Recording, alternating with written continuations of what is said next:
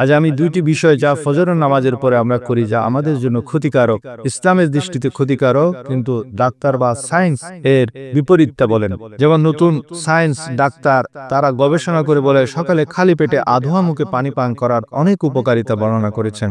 অপরদিকে বিভিন্ন হাদিস শরীফে সকালে খালি পেটে পানি পান করার ব্যাপারে মহানবী হযরত মুহাম্মদ সাল্লাল্লাহু আলাইহি ওয়াসাল্লাম শারীরিক ক্ষতির কারণ বলে উল্লেখ করেছেন। তবে আমাদের নবী যে নিষেধাজ্ঞা, এমন নিষেধাজ্ঞা নয় যে যদি কেহ পানি পান করে তাহলে সে গুনাহগার হবে, বরং এটি একটি শারীরিক পরামর্শ যা মুস্তাহাব পর্যায়ের। সুতরাং কেহ যদি সকালে খালি পেটে পানি পান করে তাহলে সে গুনাহগার হবে না। তবে এটাও মনে রাখা জরুরি, ডাক্তারেরা যেসব গবেষণা করে তা অনেক সময় ভুল প্রমাণিত হয়, কিন্তু আমাদের প্রিয় নবীর কোনো কথাই এ পর্যন্ত ভুল প্রমাণিত হয়নি।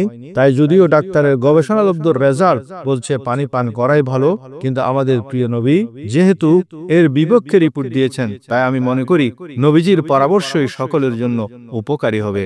আরেকটি বিষয় সেটি হলো অনেকে ফজর নামাজ পড়ার পর আবার ঘুমিয়ে যায়, অথচ রাসূলুল্লাহ সাল্লাল্লাহু আলাইহি ওয়াসাল্লাম এই সময় ঘুমানোকে রিজিকের জন্য, আয় রুজি রোজগারের জন্য মারাত্মক ক্ষতি বলে মনে করতেন।